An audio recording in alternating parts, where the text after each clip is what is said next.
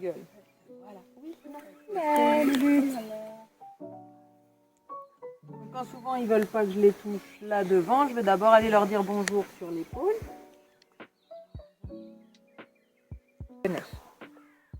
Ensuite, je vérifie d'abord les dents de devant. On regarde si elles sont propres. Je regarde si elles sont pas cassées. Oh là là. Voilà. Donc chez Palma, elles sont parfaites.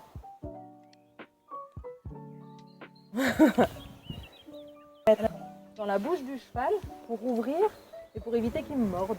Tout simplement. D'abord pareil, je lui montre qu'elles se soutiennent. Oh, mais oui. Oh. J'essaye de toujours faire tout doucement pour pas leur faire peur. Et pour que ça se passe bien. Voilà, donc on passe ça par devant.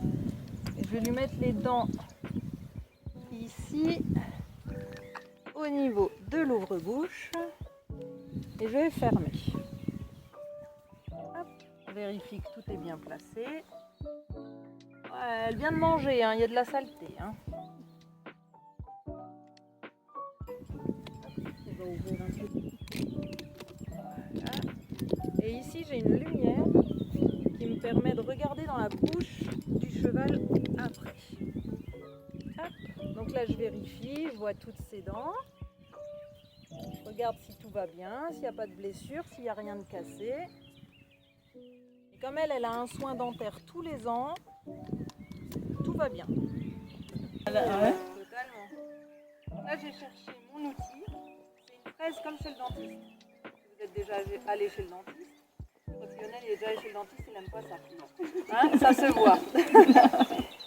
T'inquiète pas Lionel, ça va pas faire mal à Palma. Non, parce que justement, je vais aller travailler sur les dents au seul endroit où ils sentent rien du tout.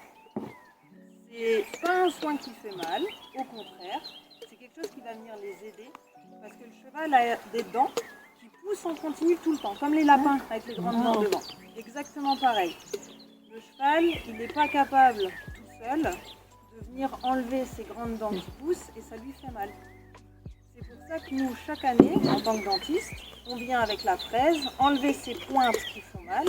Et c'est des pointes où en fait elles sentent rien du tout quand je passe la fraise. C'est pour ça aussi qu'on peut le faire sans anesthésie, sans piqûre, sans rien du tout. Donc d'abord, j'allume pas le moteur, je lui montre, je fais semblant de travailler. Comme ça, elle se souvient. Je lui montre pas ce qui peut passer.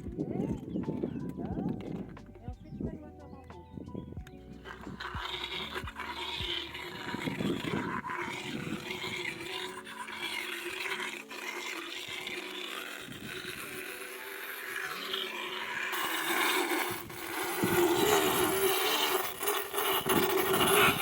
Le soin est terminé. Est-ce que quelqu'un veut regarder dans la bouche? Ouais, vas-y Lionel. Regarde bien en face. Je tire un peu. Tu vois toutes les dents? Ça y est, une petite lumière pour en profiter. Tout au fond. Tu vois?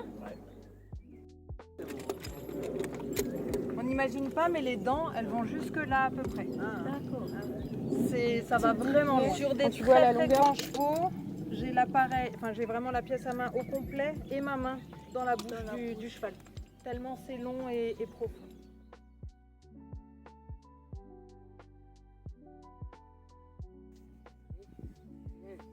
J'arrive, hein, je termine de noter tout ce que j'ai fait.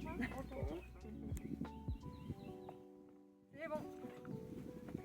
Et toi, t'aimes bien aller chez le dentiste Lionel? Non, non. Bah tu vois, même les chevaux, ils tolèrent le dentiste. Ah oui, ouais. En fait, pour le problème, c'est à haut. Ouais, ça après. Et quand on a mal dedans, il faut pas. Voilà. Bon, alors, maintenant on va s'occuper de Fanette.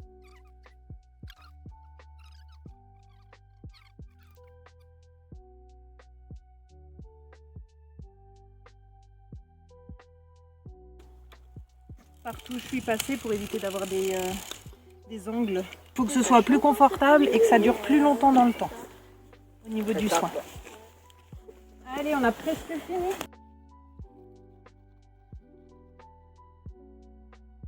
Presque fini. C'est fini. Allez, Fanette. Allez, Fanette. Allez, Fanette. Une branche de la dentisterie.